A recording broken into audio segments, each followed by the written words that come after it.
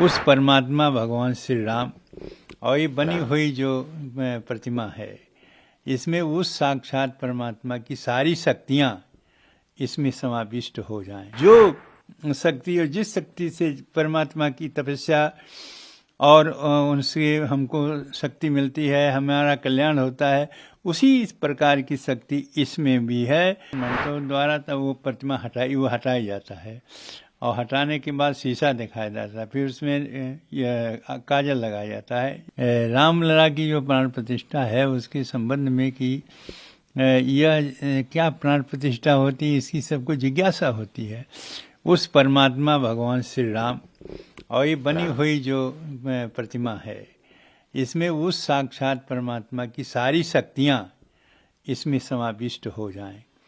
अब आने के इस मंत्र के द्वारा किया जाता है, जो हमारे वेदों में वर्णित मंत्र है, और समाविष्ट है, जिससे जिस प्रकार के देश की कल्याण का और आने वाले भक्तों की जो दर्शन है, उस दर्शन के माध्यम से उनका कल्याण हो, सभी के कल्याण। जो शक्ति उस परमात्मा रमन्ते योगिनो जस्मिन् नित्यानंदे चिरात्मनि इति राम पदे नासो परब्रह्म अवधीयते, उस परब्रह्म परमात्मा की जो शक्ति है वो इस प्रतिमा में जो बनी हुई है इसमें आ जाए, और जो शक्ति और जिस शक्ति से परमात्मा की तपस्या और उनसे हमको शक्ति मिलती है, हमारा कल्याण होता है, उसी प्रकार की शक्ति इसमें भी है।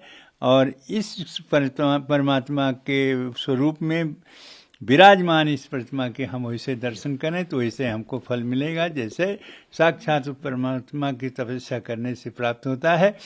यही है कि सारी शक्तियाँ जो भगवान राम की है वो इसमें समाविष्ट हो जाए, ये मंत्रों के द्वारा स्थापित किया जाता है।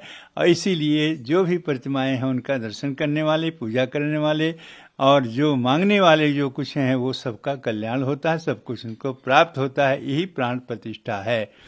अच्छा, ये प्राण प्रतिष्ठा का जो प्रक्रिया है ये कितने दिन तक लगातार, जैसे कहा जा रहा है कि अब शुरू हो चुका है ये लगातार एक आप देखें 17, 18, 19, 20, 21, 22 को खत्म समाप्त होगी, 22 को प्राण प्रतिष्ठा हो जाएगी।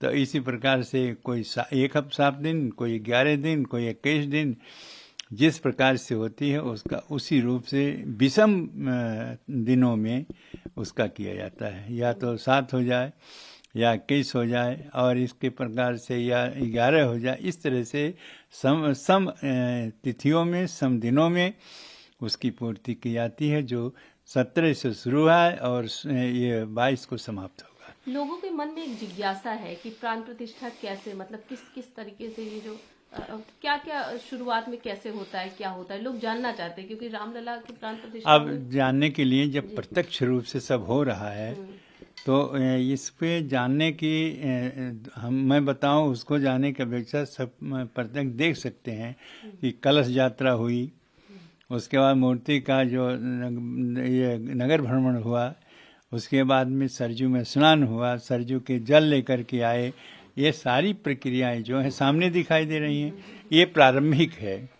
उसके बाद उसी जल से, सरजू के जल से सारी जो जितने काम हैं वो सब कुछ पूरा किया जाएगा। तो सब पूरा करने के बाद में तब ये 6 दिन तक चलता रहेगा, और अंतिम में 22 तारीख को पूर्णतया उस प्राण प्रतिष्ठा की जो मूर्ति है उसको जलाधिवास, उसको दुग्धाधिवास, उसको रखना, उसमें मतलब उसी में रखना, पुष्पाधिवास फूल में रखना, औषधि अस्पाद औषधि में रखना, अन्नाधिवास अन्न में रखना, फिर सब कुछ क्रिया हो, उनको स्नान करा देना, स्नान करा के व्यवस्थित करके तब उस मूर्ति में मंत्रों के द्वारा प्राण प्रतिष्ठा, उसकी आँख बनी रहेगी, ये नेत्र पन्हा होता है। और वो अंतिम प्राण प्रतिष्ठा होने के बाद में जब उसमें शक्ति आ जाती है तब उस प्रतिमा को स्थापित किया जाता है। स्थापित करने के बाद मंत्रों द्वारा तब वो प्रतिमा हटाई जाता है, और हटाने के बाद शीशा दिखाया जाता है, फिर उसमें काजल लगाया जाता है। ये व्यवस्थाएं ये अंतिम है, और उसके बाद में तो दर्शन शुरू हो जाता है सबके लिए। एक सवाल एक प्रश्न है कि शीशा दिखाया जाता है पहले। जी जी, ऐसा क्या है, क्या वजह है? जो शक्ति उसमें आती है किसी ऐसे आदमी की न पड़े जो कमजोर हों और कहीं उनके अनिष्ट न हो जाए, इसलिए वो अपना मुख स्वयं देख लें भगवान अपने शीशे में अपने चेहरे को स्वयं देख लें, जिससे किसी को वह जो तेज निकलता है नेत्र खोलने के बाद वो किसी के ऊपर न पड़ जाए, जो कमज़ोर हो और शक्तिशाली न हो उसको क्षति पहुंच जाए। इसलिए उसको शीशा दिखा दे, प्रभु आप अपना मुंह स्वयं देख लें, आप कैसे हैं, ठीक है ना।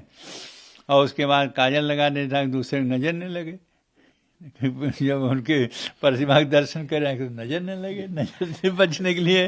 महाराज जी, ये जो स्वामी जी ने किया आचार्य वर्णन आपका किया, तो उसके बारे में जरा बताइएगा, वो क्या विधि होती है? किसी उन्होंने में तो बताया। सारे संसार में जितनी भी वो विद्वान हैं और जो जजमान होता है, वो जजमान आचार्य का वर्णन करता है कि या जो भी आप करेंगे इस कार्य में, जो करेंगे, जो मंत्र जपेंगे, जो कुछ भी है, पूरा फल किसको मिलता है?